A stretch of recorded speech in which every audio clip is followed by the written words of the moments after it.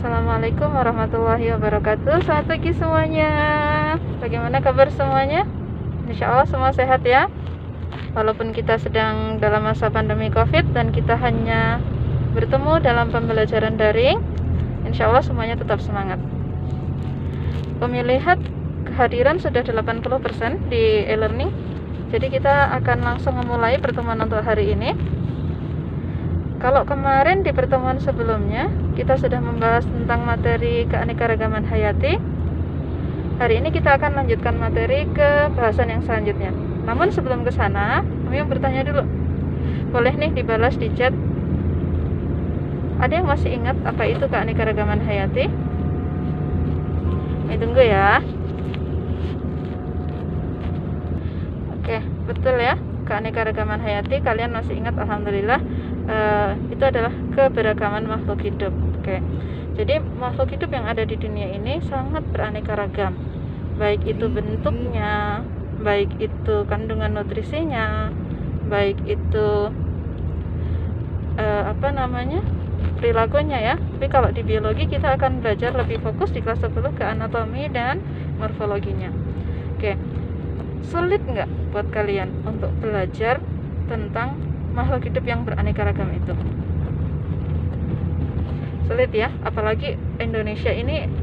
Kemarin ketika di materi sebelumnya kalian ingat bahwa Indonesia adalah peringkat kedua dalam hal keanekaragaman hayati, sehingga disebut sebagai negara dengan mega biodiversitas. Bayangkan, kita sangat kaya dengan keanekaragaman hayati. Nah, ini coba kalian perhatikan di lingkungan sekitar kalian. Ada berapa banyak sih tanaman yang mampu kalian temukan di lingkungan sekitar kalian? Silahkan dibalas di chat. Kami tunggu. Oke, good. Sudah banyak yang menulis ya. Jadi ternyata sangat beraneka macam ragam tanaman yang ada di sekitar kita. Kalau selanjutnya Umi minta kalian membuat, coba dari macam-macam tanaman yang kalian sebutkan itu kalian kelompok-kelompokkan, kalian pilah-pilah menjadi beberapa kelompok. Dasarnya apa? Dasarnya boleh kalian gunakan dasar yang kalian pahami dulu. Kalian mau mengelompokkan mungkin berdasarkan ini tanaman yang bisa digunakan dimakan, ini tidak bisa dimakan, atau ini bisa digunakan sebagai bahan obat, ini nggak bisa, ini yang liar, ini yang dipelihara, bebas. Mari dicoba dengan menjawabnya di kolom chat. Oke, dari Nurul sudah menjawab. Di lingkungannya tadi ada jahe, ada kunyit, ada apa ini? Ada lengkuas. Itu satu kelompok ya, tanaman rimpang. Oke, good. Kemudian ada mawar, melati, anggrek, bunga. Oke, keren.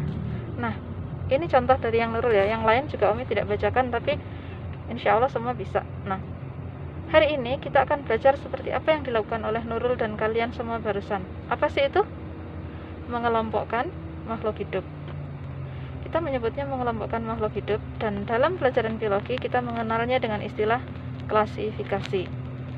Jadi kalau Umi balik bertanya, ada yang bisa menjawab pertanyaan Umi? Silahkan jawab di kolom chat. Apa itu klasifikasi? Umi tunggu. Betul, klasifikasi adalah proses pengelompokan makhluk hidup. Hampir semuanya menjawab betul seperti itu. Oke. Kalau begitu pertanyaannya Umi lanjutkan.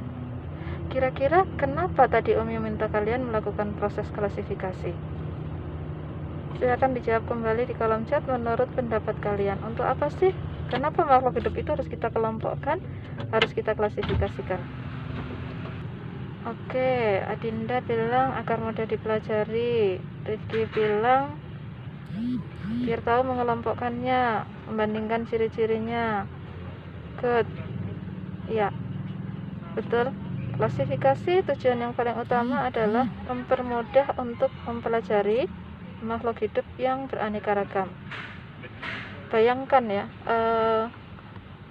misalkan kalian ada yang anak pramuka di sini. Oke, anak pramuka itu kan ada kegiatan yang namanya petualangan bulan Desember kalau tidak salah ya, dan ada kegiatan THAB, teknik hidup alam bebas. Sudah dapat ya? Nah, di kegiatan tersebut kalian kan akan dilepaskan ke alam dan belajar hidup dengan alam dengan perbekalan yang minimalis. Andaikan kalian tidak punya bekal pengetahuan tentang katakanlah tanaman ataupun hewan yang kita sebut sebagai edible plant ataukah edible animal, hewan yang bisa dikonsumsi, tumbuhan yang bisa dikonsumsi, tentu kita akan kesulitan bertahan hidup. Tetapi kalau kita punya pengetahuan itu akan membantu kita bagaimana kita bisa melihat di lingkungan sekitar kita. Ketika misalnya tadi kalian sedang melakukan petualangan di hutan dalam program pramuka itu, mana nih yang bisa dikonsumsi, yang aman, yang tidak beracun dan sebagainya. Itu salah satu manfaat kalau kita tahu tentang klasifikasi makhluk hidup. Oke, atau yang lain, misalnya begini, ketika kalian diminta untuk mengumpulkan contoh tanaman yang ada di lingkungan sekitar misalnya, kemudian kalian tidak tahu tanaman itu namanya apa yang akan kalian lakukan? Oke, betul, nanya itu adalah jalan yang paling mudah, nanya pada orang yang lebih tahu. Kalau nggak ada yang ditanya, itu masalah lagi ya. Tanya sama Google, oke, sip, jadinya muridnya Google ini, nanyanya sama Google, nggak salah juga gitu. Tapi bagaimana kita bisa bertanya kalau kita tidak punya kata kunci ketika di Google itu ya, cirinya apa sehingga kita bisa mengelompokkan ini ke dalam kelompok apa. Nah, itu juga termasuk manfaat ketika kita nggak tahu tapi kita punya pengetahuan tentang kelompok lain. Oh, saya pernah nih menemukan tanaman yang seperti ini, mirip nih, ini masuk kelompok ini nih. Jadi ketika kita akan melakukan klasifikasi lagi, itu kita akan lebih mudah menemukannya. Seperti itu.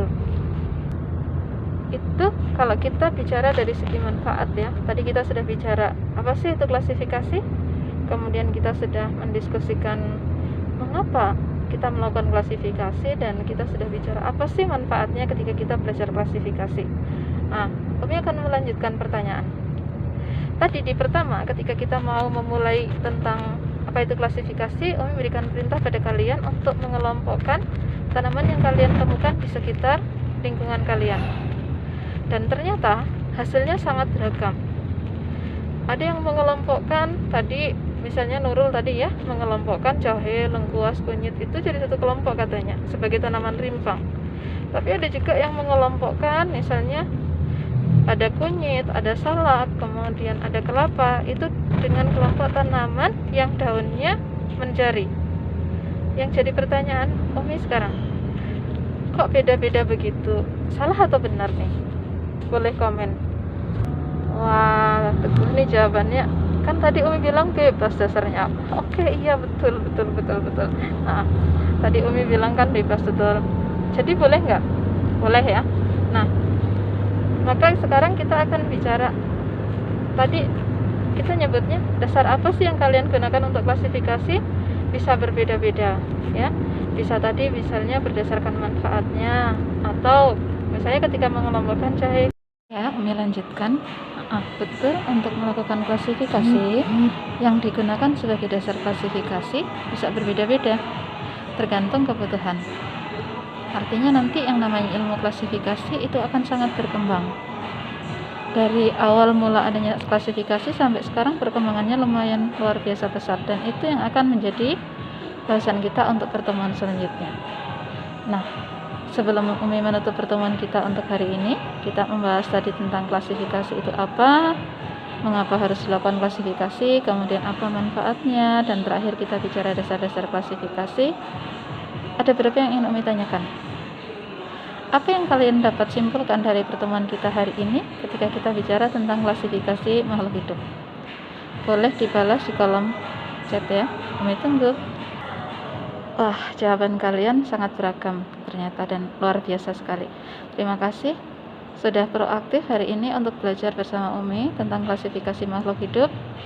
Tadi yang kalian sampaikan tentang bahwa untuk melakukan klasifikasi sesuai kebutuhan, ada ketelitian, kemudian asas kebermanfaatan dan sebagainya, itu sudah betul. Nanti kita akan bertemu lagi di pertemuan selanjutnya untuk membahas sejarah klasifikasi itu apa, dan kita akan membahas juga tentang gimana sih kita memberikan nama pada makhluk hidup. Selamat siang semuanya, terima kasih untuk atensinya hari ini. Salam sehat semuanya, tetap taat protokol 3M dan tetap jaga kesehatan. Jangan lupa doa sama Allah.